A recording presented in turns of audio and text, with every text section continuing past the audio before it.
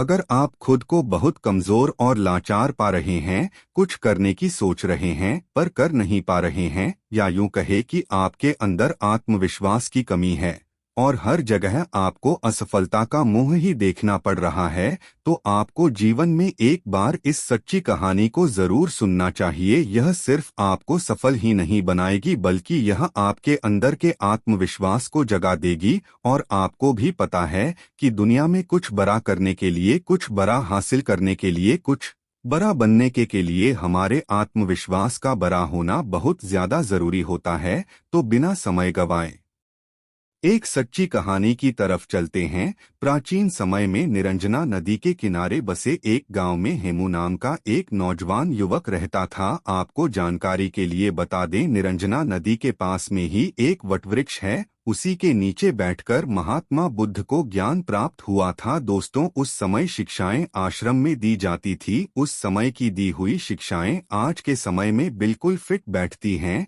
हेमू का बचपन तो अच्छा गुजरा, धीरे धीरे वह बड़ा भी होने लगा। कहते हैं ना कि जब जिम्मेदारियों का बोझ सर पर आता है तो हमारी असली परीक्षा होती है बचपन में।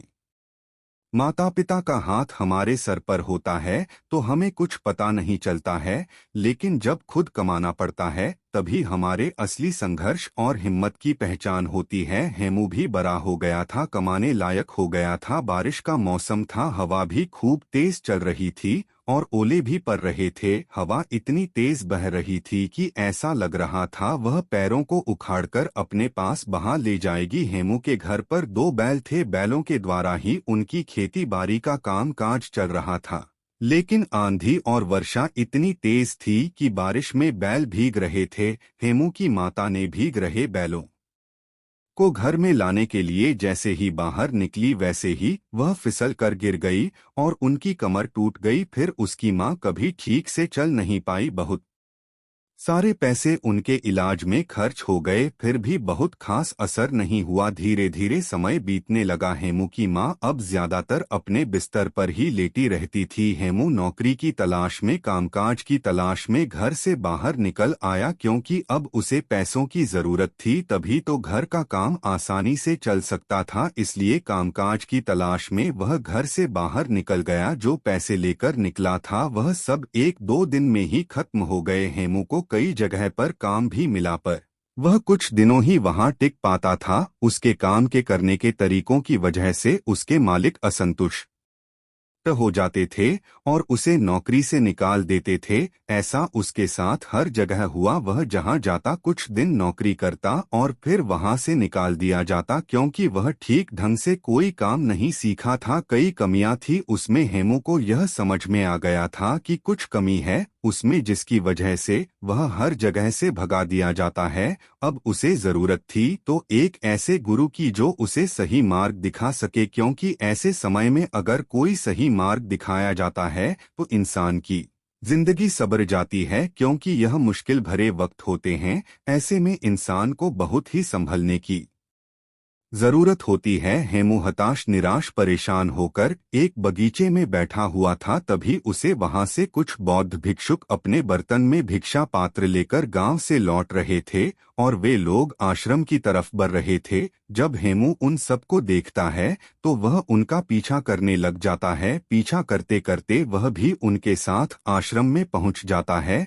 जब आश्रम के कुछ बच्चों ने हेमू को देखा तो उन्हें लगा कि यह चोर है। वे लोग चिल्लाने लगे कि आश्रम में चोर घुस गया है। तभी कुछ बच्चे उसे पकड़ लेते हैं और आश्रम में लाते हैं। वह हाथ जोड़कर उन सभी से प्रार्थना करने लग जाता है और कहता है कि हे महात्मा, मैं कोई चोर नहीं हूँ, मैं जिंदगी से हारा हुआ एक इंसान हूँ। मेरी जिंदगी में कुछ भी बचा नहीं है। मेरी एक माँ है, उसकी कमर टूट गई है और वह बिस्तर पर लेटी रहती है। उसके इलाज में बहुत सारा पैसा खर्च हो गया और कुछ ही खेती बची थी जिसे पिताजी बेच दिए। मैं पैसा कमाने के लिए काम की तलाश में इधर उधर भटक रहा हूँ। मैं जहाँ कहीं जाता हूँ नौकरी से निकाल दिया जाता हूँ। मैं पूरी कोशिश करता हूँ कि मैं अपना 100% दे सकूं और पता नहीं क्या हो जाता है कि जहाँ मैं जाता हूँ वहाँ कुछ दिनों बाद मेरा मालिक मुझसे नाराज हो जाता है और मुझे वहाँ से काम से निकाल देता है। इतना कहकर हेमू रोने लगा। दोस्तों, ऐसे बुरे वक्त में कौन नहीं रोएगा। तभी उस आश्रम के प्रधान भिक्षुक वहां पहुंच जाते हैं। वह सभी को हटने का आदेश देते हैं और उस हेमू के पास पहुंच जाता और उसकी परेशानियों को समझते हैं। प्रधान भिक्षु उस युवक की परेशानियां बड़े ही ध्यान से सुनते हैं। प्रधान भिक्षुक उस युवक से कहते हैं कि बेटे, तुम रो नहीं, तुम 10 दिनों तक कहीं नहीं जाओगे। इन 10 दिनों में हम तुम्हारी पूरी जिंदगी बदल देंगे। तुम्हारा खोया हुआ आत्मविश्वास लौट आएगा। लेकिन तुमको इन 10 दिनों में मैं जो भी काम करने को कहूंगा वह तुम्हें करना पड़ेगा। अगर तुम 10 दिनों में मेरी बात मान गए तो तुम्हें पाने के लिए लोग तरस जाएं और तुम जिंदगी में बहुत ही आगे चले जाओगे। बस तुम्हें 10 दिनों तक यहीं रुकना है और जो मैं कहूंगा, जैसा मैं कहूंगा वैसा तुम्हें करना है। अगले 2 दिनों तक प्रधान भिक्षुक उसे पौधों में पानी भरने का काम देते हैं। वह पौधों में पानी भरता है और उसके काम को प्रधान भिक्षुक देखते हैं। फिर प्रधान भिक्षुक अगले 2 दिनों तक उसे भिक्षा मांग कर लाने को कहते हैं। वह गांव जाता है और भिक्षा मांग कर लाता है। इसी तरह 5 दिनों तक वह बौद्ध भिक्षु हेमू को देखते हैं और उसकी क्रिया विधि को देखते हैं। वह किस तरीके से काम कर रहा है, उसके काम में क्या कमी है, यह सब वह प्रधान भिक्षुक देखते रहते हैं। पर हेमू को इस बात का अंदाजा नहीं होता है कि प्रधान भिक्षुक उसकी क्रिया विधि पर नजर रख रहे हैं।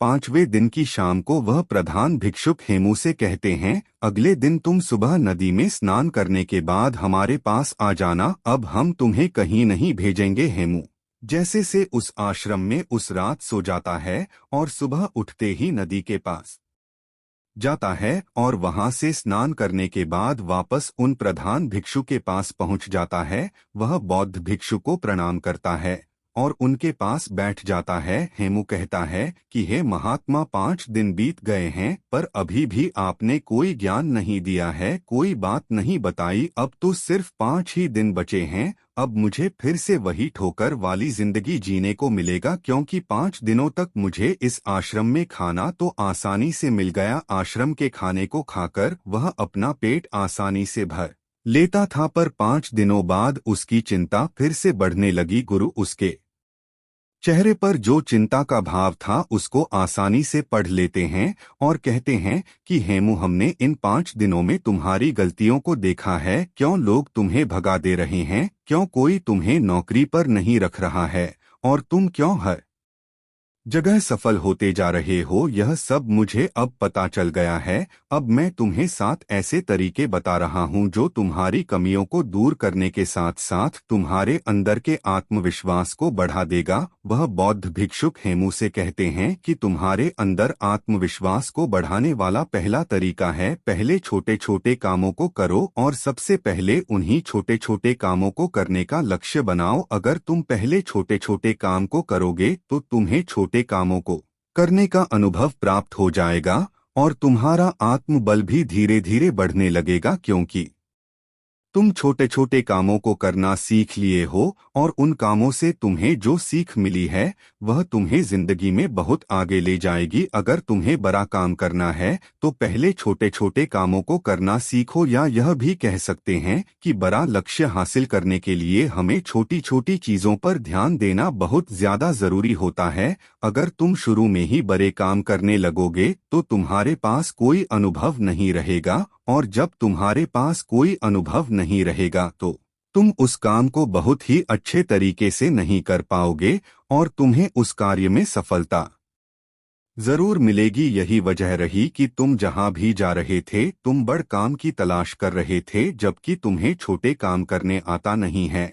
और जब तुम्हें छोटे काम करना नहीं आता तो तुम बड़ा कामों को कैसे कर पाओगे। यही वजह रही कि लोग तुम्हें अपने घर से निकाल देते, लोग तुम्हें काम से निकाल देते थे। इसीलिए जिंदगी में जब तुम हर छोटे छोटे कामों पर ध्यान दोगे, हर छोटी छोटी बातों पर ध्यान दोगे, अपनी छोटी छोटी गलतियों को पहचान लोगे, तो तुम्हारे अंदर का आत्मविश्वास बढ़ने लगेगा और फिर जाकर तभी तुम अपने लक्ष्य को पूरा कर पाओगे। जब तुम छोटे कामों को करने का अनुभव प्राप्त हो जाएगा तो तुम्हारे अंदर का आत्मविश्वास धीरे धीरे जागने लगेगा और वह आत्मविश्वास इतना बढ़ जाएगा कि तुम बड़े काम को बड़ी ही आसानी से कर लोगे। आत्मविश्वास बढ़ाने वाले तरीकों के बारे में बात करते हुए महात्मा दूसरा तरीका बताते हुए कहते हैं, अभ्यास करने की आदत डालो। जब तुम कोई काम करना चाह रहे हो, चाहे वह कोई भी काम हो, तो पहले उसके बारे में अच्छी जानकारी लो और जब तुम्हें उस काम के बारे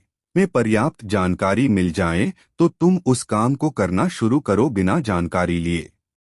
अगर तुम उस काम को करोगे तो तुम्हारा समय भी नष्ट होगा और तुम उस कार्य को पूरा भी नहीं कर पाओगे। इसीलिए जब तुम कोई काम करने जा रहे हो तो पहले उसके बारे में जानकारी लो। जब तुम्हें उसके बारे में जानकारी मिल जाए तब तुम उस काम को करना शुरू करो। 1 दिन करोगे, 2 दिन करोगे तो तुमसे वह काम उतना अच्छा नहीं होगा, लेकिन अगर दिन प्रतिदिन तुम उसका अभ्यास करते हो तो एक दिन तुम उस काम को बहुत ही अच्छी तरीके से कर पाओगे और अच्छे तरीके से सीख भी लोगे। इसीलिए जीवन में आत्मविश्वास बढ़ने के लिए अभ्यास करना बहुत ज्यादा जरूरी होता है। मान लो कि तुम्हें तलवारबाजी सीखना है तो पहले तुम तलवारबाजी के बारे में अच्छी जानकारी लो और जब तुम्हें तलवारबाजी और तलवार के बारे में अच्छी जानकारी मिल जाएगी तो फिर तुम उसके बाद अभ्यास करो और जब तुम उस पर खूब अभ्यास करोगे तो तुम उस काम में निपुण हो जाओगे और फिर तुम्हारे अंदर का आत्मविश्वास धीरे धीरे बढ़ने लगेगा और तुम्हें लगने लगेगा कि तुम यह काम कर सकते हो। इसीलिए अगर अपने जीवन में आत्मविश्वास को बढ़ा है, सफलता पाना है, तो अभ्यास करना बहुत ज्यादा जरूरी होता है। तुम जितना ज्यादा अभ्यास करोगे तुम उतनी ही गलतियां कम करोगे। जो इंसान जितना कम अभ्यास करता है उससे गलतियां उतनी ही ज्यादा होती हैं। अभ्यास ही तुम्हारी कमजोरी को दूर करता है। एक अच्छा सेनापति अपनी युद्ध कला पर बहुत अभ्यास करता है, तब जाकर वह एक अच्छा सेनापति बन पाता है। एक अच्छा योद्धा तभी जाकर वह कहलाता है। फिर आगे प्रधान आत्मविश्वास बढ़ाने वाली तीसरी तरीका बताते हुए कहते हैं, खुद को जानने का प्रयास करो। खुद की कमजोरी और ताकत के बारे में तुम जानने का प्रयास करो। अगर तुम्हें अपनी कमजोरी के बारे में पता है तो निश्चय ही तुम जो भी काम कर रहे हो उस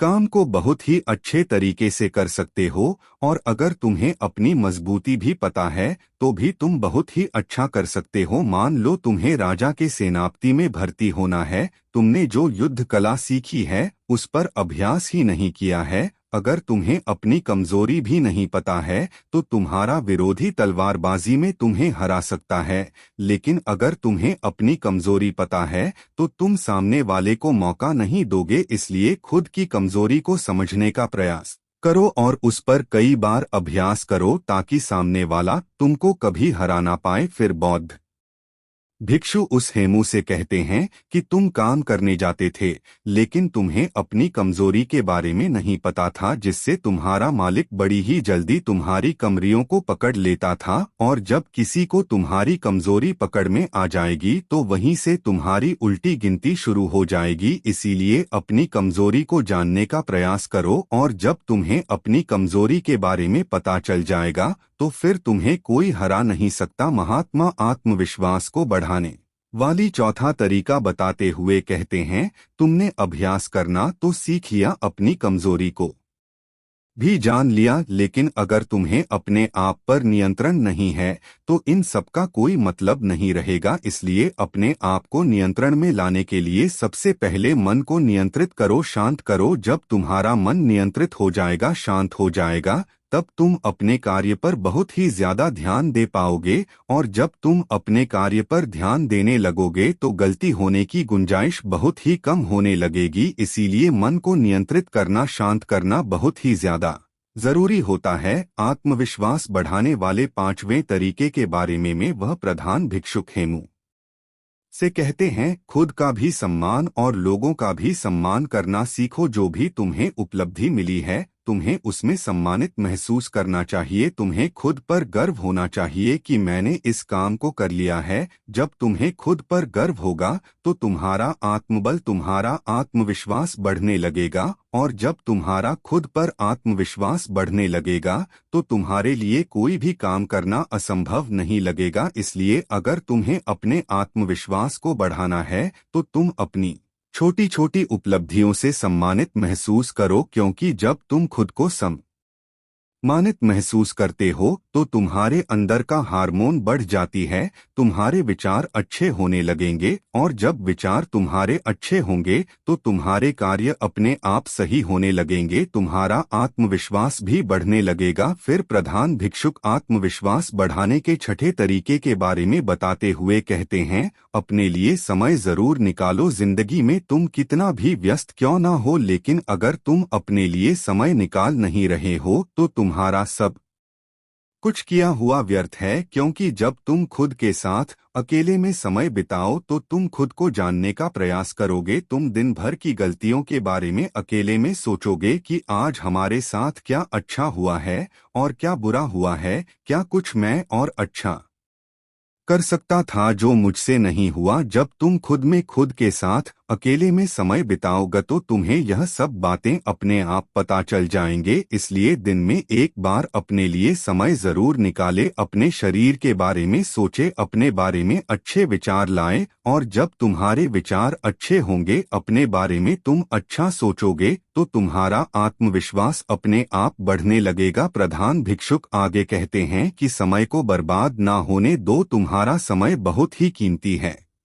प्रधान भिक्षुक आगे कहते हैं कि समय को कभी भी मत बर्बाद होने देना, क्योंकि तुम्हारा समय बहुत ही कीमती है। ऐसे ही तुम अपने समय को बर्बाद ना करना, फालतू लोगों के साथ अपने समय को बर्बाद मत करो, क्योंकि वह समय दोबारा लौटकर कभी नहीं आता है। जो लोग समय को बर्बाद करते हैं उन्हें बाद में बहुत ही पछतावा देखने को मिलता है, क्योंकि अगर तुम हर कार्य को सही समय पर करते हो तो तुम्हें किसी भी चीज का भय नहीं रहेगा, तुम्हें किसी बात की चिंता भी नहीं सताएगी कि मैं यह कभी नहीं कर पाऊंगा। जब तुम हर कार्य को सही समय पर करोगे, अपने समय का सदुपयोग करोगे, तो तुम्हारा आत्मबल, तुम्हारा आत्मविश्वास अपने आप जागने लगेगा। जो इंसान समय को जितना ज्यादा बर्बाद करता है, समय भी बाद में उसे उतना ही बर्बाद कर देता है। इसलिए समय की कीमत को समझो और उसको बर्बाद ना करो। प्रधान भिक्षुक आत्मविश्वास बनाने के सातवें तरीके के बारे में बताते हुए कहते हैं,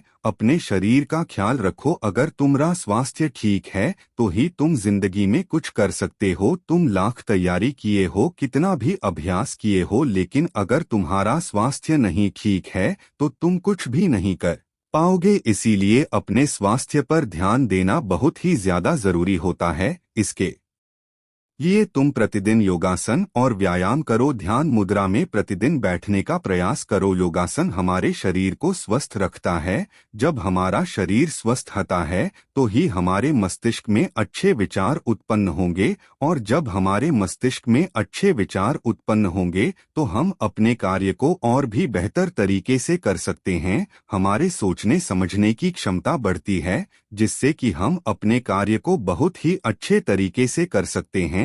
दोस्तों, प्रधान भिक्षुक हेमू से कहते हैं कि बेटा, अगर तुम मेरी इन 7 बातों को अपने जीवन में अपनाते हो तो तुम्हें जीवन में आगे बढ़ने से कोई नहीं रोक सकता है, क्योंकि तुम्हारा आत्मविश्वास तुम्हें सफलता जरूर दिलाएगा। प्रधान भिक्षु हेमू से कहते हैं कि हेमू, तुम यही मेरे पास 15 दिन और बिताओ, पहले अभ्यास करो, फिर मैं तुम्हें राजा के यहाँ भेजता हूँ। 15 दिन बाद प्रधान भिक्षु हेमू को राजा के यहाँ भेजते हैं। राजा हेमू की कार्यशैली को देखकर बहुत ही प्रभावित होता है और वह उसे अपनी सेना नायक के रूप में सम्मिलित कर लेता है, जिससे उसका जीवन बहुत ही अच्छे तरीके से बीतने लग जाता है। तो मुझे उम्मीद है अगर आप सब भी इन 7 तरीकों को अपने जीवन में अपनाते हैं तो आप भी अपने आत्मविश्वास को बढ़ा सकते हैं, और जब आपका आत्मविश्वास बढ़ जाएगा तो आप अपने जीवन में कुछ भी पा सकते हैं।